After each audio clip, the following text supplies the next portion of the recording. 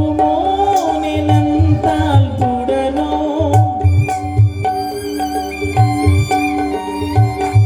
హల్లెలూయా. మర్చిపోనా sorry. నా point ఏంటంటే తెలుగు దాకా చాలు. ఎందుకు భక్తుడు నా లెక్కలు ఎన్ని దినాలు బతుకుని చెప్పు అని అడిగాడు. నీకు పప్పలకుండా చెప్తే నిజంగా చెప్తా. చెప్పండి, ఎందుకు లెక్కలు అడిగాడు? ఎందుకు ప్రభువా నా అంతం ఎంత చెప్పినాయన ఎన్ని దినాలు బతుకో చెప్పను ప్రభు అని ఎందుకు అడిగాడు? చెప్పను ఎందుకో. ఇన్ని దినాల్లో నేను ఎంత నమ్మకంగా నీకు పని చేశాను అని లెక్క పెట్టుకోవడానికి. ఒక టైం వస్తుంది, ఆ టైంలో అవయ్యా నీకు నిచ్చాను, ఏం చేశావు అని ఏం చేస్తాడు దేవుడు? లెక్క అడుగుతాడు. కాబట్టి కాకిలా బతికేసండి కాదు, హంసలా కొద్ది కాలం బతికినా ఓ లెక్కతో బ్రతకాలని మోచేయంత పొడుగు మాత్రమే చేసుకున్నాడు. దాని అర్థం ఏంటంటే ఆ మోచేయి దాటిన ప్రమాదమే, మోచేయికి పైకొచ్చిన ప్రమాదమే. పైకొచ్చిందనుకో కత్తి ఈరిగా దిగిపోతారు కదా. పైకొస్తే కత్తి ఈరిగా దిగిపోతుంది, కత్తి కిందకి వెళ్తే ఆళ్ళ కనబడుతుంది. అమ్మ బాబు వద్దు బాబు అని చెప్పి ఎంతవరకు ఉండాలో అంతవరకు మాత్రమే లెక్కగలిగిన యేహూదు. చెప్పండి, మొట్టమొదటిగా యేహూదు ఎవరండి అని ఆలోచన చేస్తే తనను తాను సంసిద్ధత చేసుకున్నవాడు. నెంబర్ 2, యేహూదు ఎవరని అంటే ఒక్కడే వాక్యము చేత నిలబడినవాడు. నెంబర్ 3, యేహూదు ఎవరండి అంటే కొలత లేదా లెక్క కలిగిన వాడు అని చెప్పాను. ఇక 4వదిగా అది ఎక్కడ కట్టుకున్నాడట చూడండి. ఒక మాట, తన వస్త్రములో తన కుడి తొడ మీద తల పైకెత్తండి. చూడండి ఒకసారి. పక్క వస్త్రం తీసుకున్నాడట, వస్త్రంలో దీన్ని పెట్టుకున్నాడట, దీన్ని మరలా తొడ కట్టుకున్నాడంట.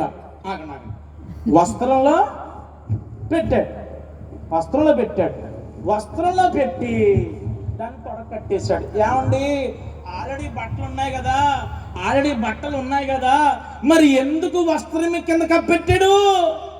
ఎందుకు కప్పెట్టాడంటే కత్తున్నవాడు హలో మనకు కత్తుంది అంటే అయ్యగారు రాజుగారి దాకా వెళ్తారా?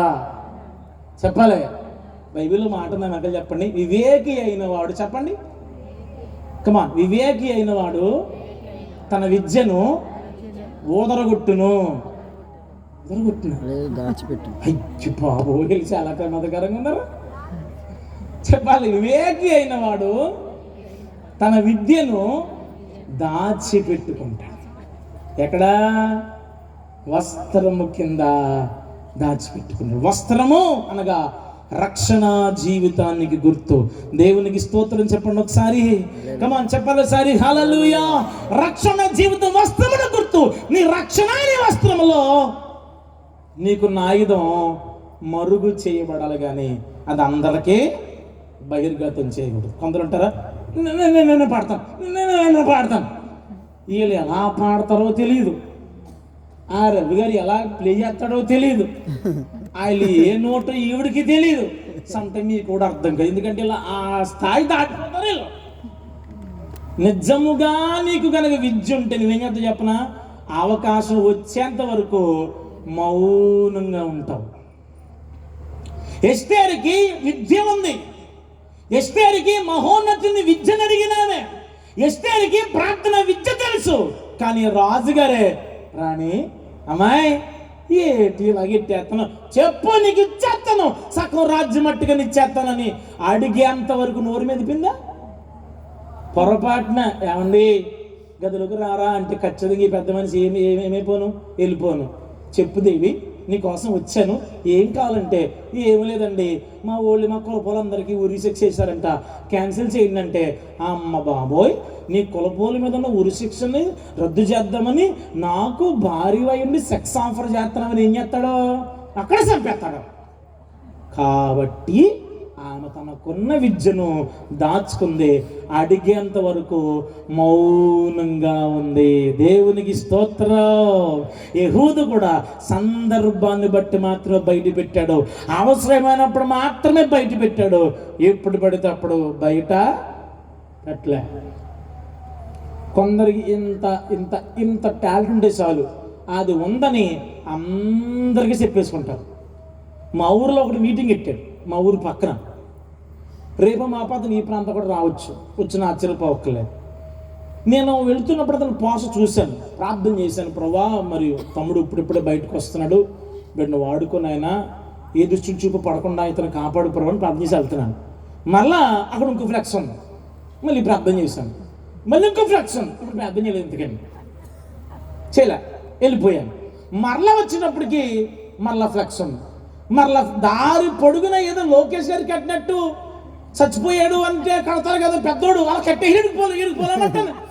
ఇది ఏంటి ప్రభా, ఎంత పెద్ద ఫంక్షన్ చేస్తున్నాడు, ఎంత పబ్లిసిటీ చేస్తున్నాడు, పెద్ద మీటింగ్ ఏమో అనుకుని ఆ ఊర్లో తెలిసిన అదే రోజు తారీఖున ఫోన్ చేసి, బాబు మీటింగ్ బాగా జరిగిందండి. ఏ మీటింగు అన్నాడు. అదేరా, మీ ఊర్లో పోస్టులు ఎక్కడ చూసినా ప్రతి స్తంభానికి, ప్రతి పోలికి, ప్రతి కొట్టుకి, సారా కొట్టుకి సెప్టిక్ ట్యాంక్ క్లీన్ చేయబడినగా కూడా వీళ్ళ పోస్టులే ఉన్నారా బాబా, ఎంత బాగా జరిగాయటో చెప్పరంటున్నాడు. అన్న, కట్టిన ఫ్లెక్స్ ఉన్నాయి కదా, ఫ్లెక్స్లు కట్టిన నెంబర్లో సగం రాలేదంట. ఆ విషయం వీడికి కూడా తెలుసు, జనం రారు అని. కానీ ఎందుకు పెట్టాడు చెప్పనా? పబ్లిసిటీ కోసం. ఎలాగా? నేను కూడా ఓన్గా సభలెట్టా ఏంటి నాన్నగారు, మేము మన ప్రాంతంలో ఆ రోజు నేను ఓన్గా పేరుపాలెం కొందరు సాకులు ధరించినప్పుడు నేను డబ్బులు ఇచ్చి నేను ఓన్గా సభలు పెట్టించి పబ్లిసిటీ మీద పెట్టలే. నేను పెడితే సేవకులు భోజనం చేశారు, సేవకులు చిన్న బహుమానం పట్టుకెళ్ళారు. నేను ఇచ్చిన కానుక సేవకుడికి ఉపయోగపడింది, అది నాకు ఇప్పుడు దీవెనకరంగా మారింది. ప్రసాద్ రోజు అక్కడికి వచ్చారు కదా మీరందరూ, అర్థమైందా? మనకి ఎప్పుడు కూడా పబ్లిసిటీ మీద బాగా ప్రేమ, వల్లమాల ప్రేమ.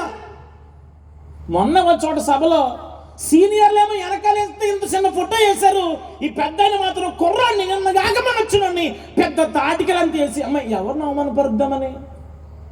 ఆయనకంటే సేవకుడు పక్క సేవకుడు కదా, ఆయనకంటే అనుభవం ఉన్న సేవకుడు పక్క సేవకుడు కదా, ఆయనలాగా ఈయన వాక్యం చెప్పడా. మనుషులు అందరూ ఉన్నారంటే కనబడాలి అని బాగా ప్రయాసపడుతున్నారు, అందరి ముందు అడావిడి చేయాలి అని ప్రయాసపడుతున్నారు, ఓవర్ యాక్షన్ అనేది ఆధారపడుతున్నారు.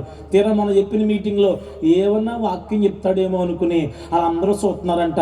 అరగంట సేపు ఏదో మాట్లాడాడంట, ఇప్పుడు వాక్యం చెబుతాను అని అంట. మరి ఇప్పుడు దాకా ఏం చెప్పాడు? అర్థమైందా మీకు? ఇప్పుడు దాకా ఏం చెప్పాడు? వాళ్ళ బుర్రగోకేసుకుని కాసేపు చూసి జాగ్రత్తగా అందరూ వెళ్ళిపోతే ఆయన పని ఏదైనా చూసుకుని అక్కడి నుంచి వెళ్ళిపోవడం. అమ్మ జ్ఞాపకం పెట్టుకోండి, నువ్వు నిజంగా వివేకమైతే నీ విద్యను ఏం చేయాలి? నీవు దాచిపెట్టాలి. ఈ వ్యక్తి ఎక్కడ దాచాడు? వస్త్రములో. చెప్పాలి, వస్త్రం అంటే ఏంటి? రక్షణ. దేవునికి ఇచ్చిన రక్షణలో, దేవునికి ఇచ్చిన తలాంతులో కూడా దాచేవాడుగా నీవు నేను ఉండాలి. దేవునికి స్తోత్రం. అయ్యా, మీకు ఏ తలంతి ఇచ్చాడు దేవుడు? అమ్మా, నీకు ఏ తలంతి ఇచ్చాడు దేవుడు? దాచిపెట్టుకో.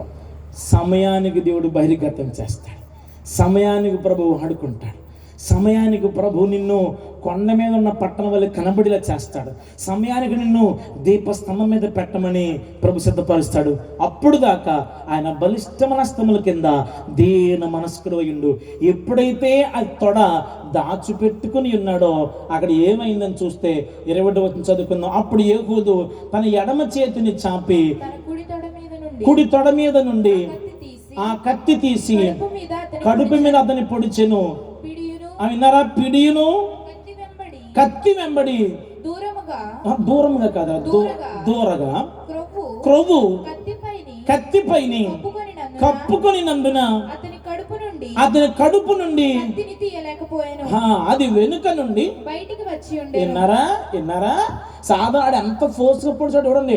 పొడిస్తే దెబ్బకి ఇటు పక్క నుంచి అటుపక్క వెళ్ళిపోయింది. అంత మాత్రమే కాదు, పైగా పిడి కూడా లోపలికి వెళ్ళిపోయిందంట.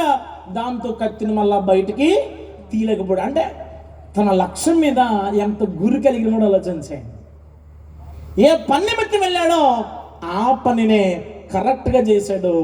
దెబ్బకి దేవుడు ప్రజలకు విజయాన్ని అనుగ్రహించాడు. అమ్మా, ఏ ఎగ్గులోనూ నిన్ను ఇబ్బంది పెడుతుంది, ఏ స్థూలకాయం నిన్ను ఇబ్బంది పెడుతుంది, ఏ శత్రువు నిన్ను ఇబ్బంది పెడుతుంది, నీలో ఈ 4 గుణాలు కనుకుంటే, ఈ 4 గుణాలు కనుక నాకుంటే చిన్నవాడే అవమానపరచబడినవాడే.